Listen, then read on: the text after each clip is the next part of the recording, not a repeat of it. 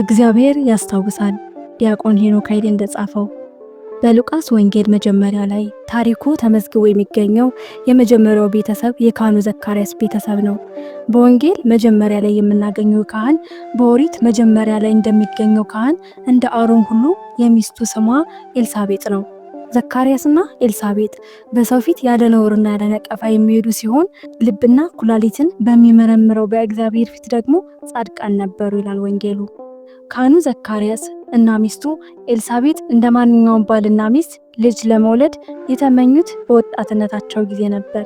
በተለይም ክህነት በዘር ሐረግ ብቻ በሚተላለፍበት በዚያ ዘመን ከአሮን የልጅ ልጅ ከአብያ ቤተሰብ የሆነው ዘካርያስ ወንድ ልጅ ወልዶ ልጁ እሱ በሚያገለግልበት መቅደስ ተተክቶ እንዲያገለግል ይመኝ ነበር። ይሁንና ሚስቱ ኤልሳቤጥ መካን ነበረች። መጽሐፍ ቅዱስ እንደሚያስረዳን መካንነት በወንድም በሴትም ሊከሰት ይችላል። የተባረክ ትሆናለህ፣ በሰዎችህም ሆነ በእንስሳት ዘንድ ሴት ብትሆንም ወይም ወንድ መካን አይሆንብህም የሚለው ቃል መካንነት በወንድም ሊከሰት እንደሚችል ያስረዳል። በመጽሐፍ ቅዱስ 7 መካን ሴቶች ተጠቅሰዋል። እነዚህም ሳራ፣ ርብቃ፣ ራሄል፣ የሶምሶን እናት ሐና ወይም የሳሙኤል እናት ሚልኮልና ኤልሳቤጥ ናቸው። ከነዚህ 7 መካን ሴቶች ውስጥ ያልወለደችው የዳዊት ሚስት የሳኦል ልጅ ሚልኮል ብቻ ስትሆን ያልወለደችበት ምክንያት መካንነቷ የመጣው በእግዚአብሔር ታቦት ፊት የሚዘምረው ባሏን ዳዊትን ስለናቀችውና አሽሙር ስለተናገረች ነበር። ከዚህ በተጨማሪ ልጅ ባለመውለዷ የተጠቀሰችው ሌላ ሴት ሱናማዊቷ ሴት ስትሆን ያለመውለዷ ምክንያት በባሏ ሽምግልና ምክንያት እንጂ በእርሷ አለመሆኗ ብሎ ተጽፏል። ኤልሳቤጥ ልጅ ካለመውለዷ ይልቅ ትልቅ ስቃይ የሆነባት የሰዎች ነቀፌታ ነበር።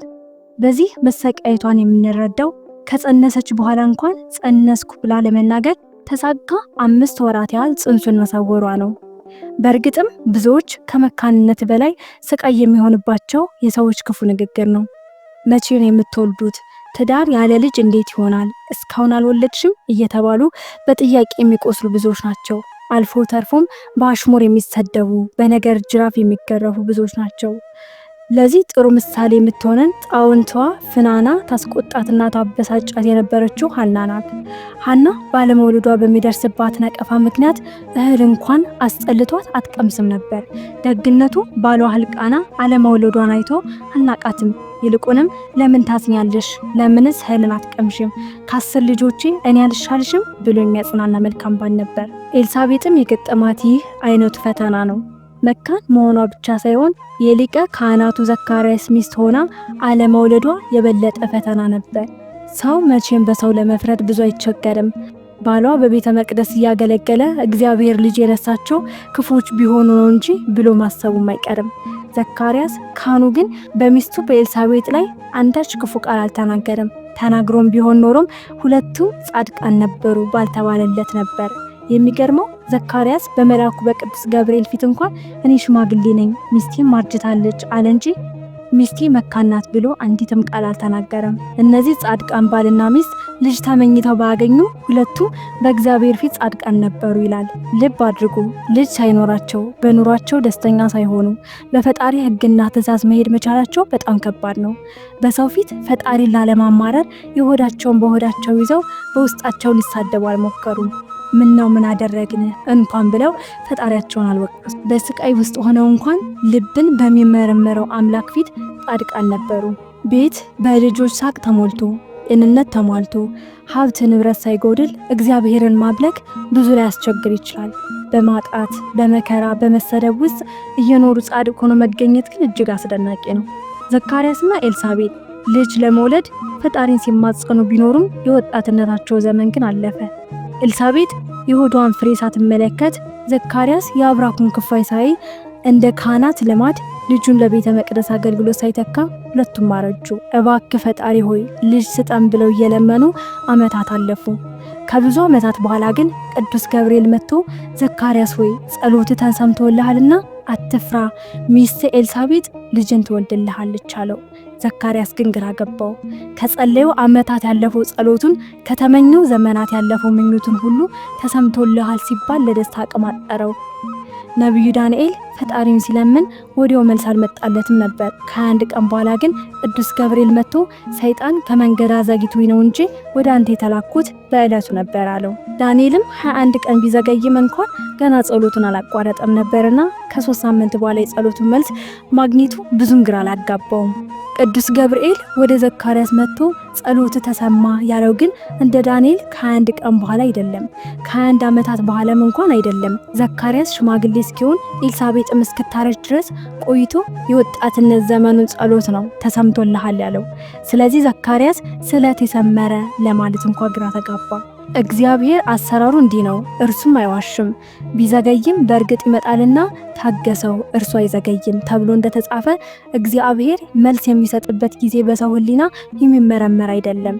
የለመነው ነገር ሳያደርግልን ልናረጅ ልንሸመግል እንችላለን።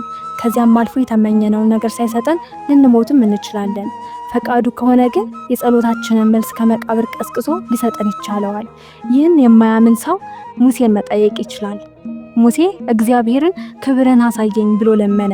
እግዚአብሔርም በአለት ላይ አቆማለሁ፣ ጀርባዬን ታያለህ፣ ፊቴን አታይም ብሎ መለሰለት። ሙሴ ይህን እግዚአብሔር ሳያይ ወደ መቃብር ወረደ። ሊሞት ሲል እንኳን ያልከኝን ሳታሳየኝ ብሎ ሳይጠይቅ የዋህ ሙሴ ወደ መቃብር ገባ። በመቃብር ውስጥ ሆኖ በሺ የሚቆጠሩ ዓመታት አሳለፈ። ከዘመናት በኋላ ግን ሙሴ በታቦር ተራራ አለት ላይ እንዲቆም ተጠራ። ክብርን አሳየኝ ብሎ ለለመነው ልመና መልስ ተሰጠው። በታቦር ተራራ አንድ ልጅም በአባቱ ዘንድ እንዳለው ክብር ያለውን ክብሩን አየ። የብሉይ ኪዳን ሰው ሆኖ ሳለ የአዲስ ኪዳን እድል ደረሰው። እኛ ሰው ሆኖ ያየነውን እግዚአብሔርን አየው። እግዚአብሔር ከመቃብር ቀስቅሶ ለጸሎት ምላሽ የሚሰጥ ከሆነ ለዘካርያስ በስተርጅናው መልስ ቢሰጠው ምን ያስደንቃል? እዚህ ላይ አንድ ጥያቄ እናንሳ። እግዚአብሔር ለካህኑ ዘካርያስና ለሚስቱ ኤልሳቤጥ ልጅ መስጠቱ ካልቀረ ለምን ወዲያው አልሰጣቸውም? ልጅ በልጅነት ነው እንዲሉት ብሂል በልጅ አምሮት በተሰቃዩበትና በደስታ ሊያሳድጉ በሚችሉበት ጊዜ ልጅ መስጠት እየቻለ አምሮታቸው ከጠፋና ተስፋ ከቆረጡ በኋላ መስጠቱ ለምንድን ነው?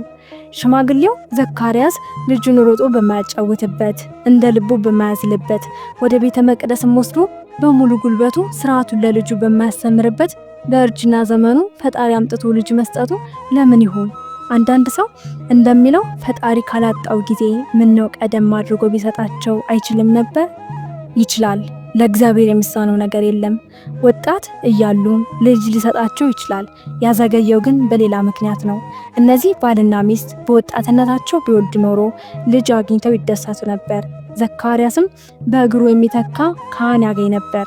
እግዚአብሔር ግን ለነዚህ በሕጉና በትእዛዙ ለሄዱ በፊቱ ጻድቃን ሆኖ ለተገኙ ባልና ሚስት እንደ ማንኛውም ሰው ልጅ ብቻ ሊሰጣቸው አልፈለገም። ከሴቶች ከተወለዱት ሁሉ ከእርሱ የሚበልጥ ማንም አልተነሳም ተብሎ በጌታ የተነገረለትን ነቢይ፣ ሐዋርያ፣ ባህታዊ፣ ሰባኪ፣ ካህን፣ ሰማዕት ሊሰጣቸው ፈለገ። በኦሪት መቅደስ የሚያጥን ሳይሆን በባህር መካከል አምላኩን የሚያጸምቅ ቅዱስ ልጅ ሊሰጣቸው ፈለገ። ከእናቱ ማዕፀን ስብከት የሚጀምር ከሞተም በኋላ ስብከቱ ከዳር ዳር የሚሰማ መምህር፣ የሙሽራው ክርስቶስ ሚዜ፣ ከፀሐይ በፊት ያበራ ጨረቃ፣ ከቃል መምጣት በፊት የተሰማ ድምፅ፣ በመወለዱ የብዙዎች ደስታ ምክንያት የሆነ ዮሐንስን ሊሰጣቸው ፈለገ። ዘካርያስና ኤልሳቤጥ መጥምቀ መለኮት ቅዱስ ዮሐንስን ለመውለድ ጌታ ሊወለድ 6 ወር እስኪቀረው ድረስ መጠበቅ ነበረባቸው። ነገርን ሁሉ በጊዜው ውብ አድርጎ ይሰራ እግዚአብሔር በሐዘን ድባብ የኖረውን የእነዚህ ጻድቃን ቤት ዳግም በጊዜው ውብ አድርጎ ሰራው። እንዲህ አይነቱን ልጅ ለመውለድ ከሆነስ እንኳንስ ማርጀት መሞትም አያስቆጭም። አንድ ነገር እንጨምር። ቅዱስ ገብርኤል ለዘካርያስ ጸሎቱ ተሰምቶልሃል ሲለው ዘካርያስ የደነገጠው ከጊዜው ርዝመት የተነሳ ተስፋ ቆርጦ ጸሎቱን ዘንግቶ ስለነበር ነው። ዘካርያስ የጸለየውን ጸሎት ቢረሳም እግዚአብሔር ግን አልረሳውም። ዘካርያስ ማለት የስሙ ትርጉም እግዚአብሔር ያስታውሳል ማለት ነው። የጻድቃን ወላጆችና የመጥምቁ በረከት ከሁላችን ጋር ይሁንልን። ቅዱስ ያሬድ ዮሐንስ እጅህን ስጠኝ እንዳለ መድኃኔዓለምን ባጠመቁት ቅዱሳት እጆቹ ሁላችንን ይባርከን ዘንድ ጸሎታችን ነው። አሜን።